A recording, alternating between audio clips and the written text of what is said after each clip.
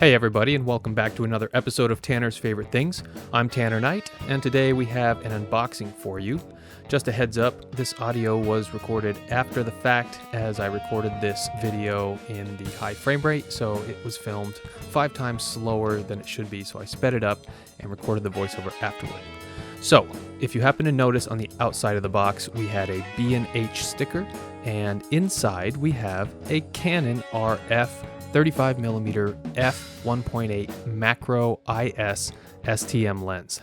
That's a mouthful for sure, but this is a prime lens in which it does not have multiple focal lengths, so 35mm is fixed, and the f-stop goes down to 1.8, which is really letting a lot of light in.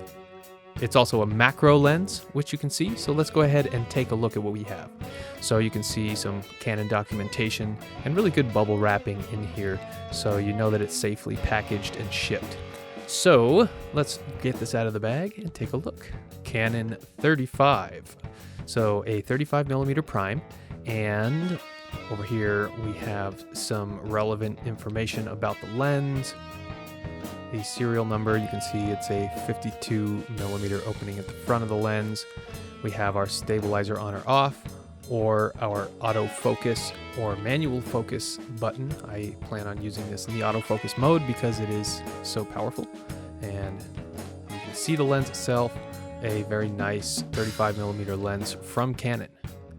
So we are going to take some pictures with this specific lens, and I'm going to swap it out for my kit lens, which is actually a really nice kit lens as well. It's what you're seeing right now. This is the 24-105 Canon RF lens, and it goes down to f4.5. So we'll see some pictures in f4.5 and f9, f22, you name it, and we'll compare it against this specific lens that you're seeing now, only at the 35mm focal length. Alright, so I've swapped out lenses, and you're now seeing the 35mm lens. I didn't change anything on the camera. I literally just turned it off, swapped the lens, turned it back on, and this is what we get. So 35mm prime lens, and so far I'd say the picture is very good. We'll have to see what it looks like when it's slightly color corrected. I am recording this in Canon log, and it's a little washed out just watching the playback. So immediately I would say that the quality is at least comparable, if not better, since it is a prime lens. You can expect the quality of the glass to be a little bit better without all of the moving parts. So the next thing I want to do as part of this video is take some photographs out in the world and just swap lenses back and forth. Just do an A-B comparison as close as possible. And of course I understand there's no such thing as a real A-B comparison when comparing lenses, just due to the fact that you can wait 2 or 3 seconds and the light can be different in your shot, let alone the actual piece of kit you're using. So we're going to be as methodical as possible and just go ahead and take some shots with the Prime 35 and then with the 24-105, similarly in the 35mm focal length.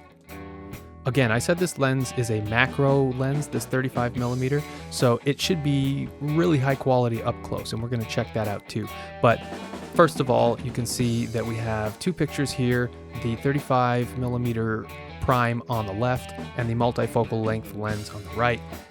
I haven't done any color correction here. I just dialed in the settings as best I could and let the natural light and color come through in the images.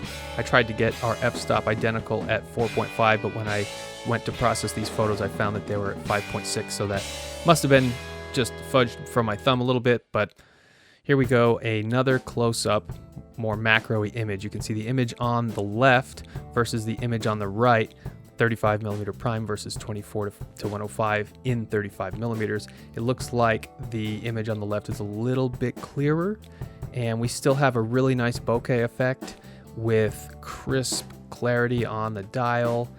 And here we go again, another up-close image, this time just our Ibanez phase tone pedal.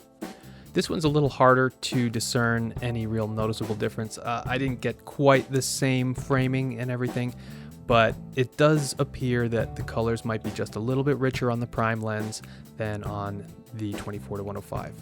and especially notice the silver on the first one. Yes, our light is probably reflecting differently, but I think the silver comes through a little more richer even with the prime than it does on the multi-focus lens. And here again we have some close-ups of just the controls of that pedal and really nice pictures on both lenses. I'm not really seeing anything that jumps out at me that I hate on either image, but it's a very rich blue and our blacks look very good on both too. I think they might actually look a little better on the 24-105 in this case. So you can't win them all. All of this video and these images that I will show are shot on my Canon R6, and I've updated the firmware to the latest and greatest as of July 20th, and we're ready to rock and roll with this camera. So Canon R6, swapping between these two lenses. So now we take the camera outside and photograph in natural light, and I just went up to a tree outside my office here and took a few shots. And you can see the prime here. It's very nice bokeh effect, nice and blurry in the back without any weird lines, and our up close and personal subject in the image is very nice and clear. So let's go ahead and do some back-to-back comparison. I don't have a 1.8 f-stop on the non-prime lens, so this was just more of an experiment. How close can we get this thing with the lowest f-stop possible? So next, again, we're gonna keep the 35mm on the left and the other lens on the right just here on out. But you can see that we have a nice bokeh in both of these, and again, our framing is not perfect, but I think the color is a little bit richer on the left-hand side. Again, here we are at f9. You can still see that nice bokeh effect, and you got a little more clarity on the right, I would say, overall, but you have more clarity on the left where you want it at f9. f22, things get a little apples to apples. I would say our color looks really good in both of these, maybe a little bit better on the right. Again, that could be due to the light between how long it took for me to change the lens or just the framing, but really good comparison. So now we have some metal shavings that I got really close up on, and you can see we have that 1.8 f-stop on the left where our lowest is 4.5 on the right, but still it's close enough for comparison sake here. And you can see we have really nice clarity in very specific spot on the left. The right one's a little more jumbled, so more items are coming into focus, but here we are at f9, and you can see things get a little darker. Still very nice clarity, and again, I would say that the bokeh effect here is more prominent in the 35mm f9 than it is in 35mm on the non-prime lens at f9. And then next we go up to f22 on both lenses, and again we're at 35mm, so pretty similar, and you can see quite a difference in color at f22, and this could be due to a number of factors. As always, our ISO, I don't think the ISO should be different, but maybe something changed in the settings of the camera, but still the contrast in color is pretty striking at f22. Nothing really blurry in either image, but that's kind of expected at this aperture. Okay, so now we're going to just take a look at some car photos that I took, and this car, this BMW, had really nice lines and the lighting was okay, so I decided to just see what differences we can notice using it as a subject. So again, f1.8 on the left, f4.5 on the right, and here we are at f22, and you can see again our color is pretty drastically different and darker on the right. Here if we take a look at the front of the vehicle, we have our f1.8 on the left and f4.5 on the right, and very similar. I'd say the bokeh is more prominent in the 1.8 because that would make the most sense, but when you do go to f22, look at the background, you can see everything is pretty clear in both photographs, yet our subject is still very prominent and very subject-y, I guess. So it doesn't take away too much from the overall effect, but again, what do you expect in f22? So there you go. I wanted to compare these two lenses to one another just due to the fact that they are close in price, number one, and they both serve a pretty similar function. At least there is a 35 on the dial on that non-prime lens, and the prime lens is 35, so there's some comparability there.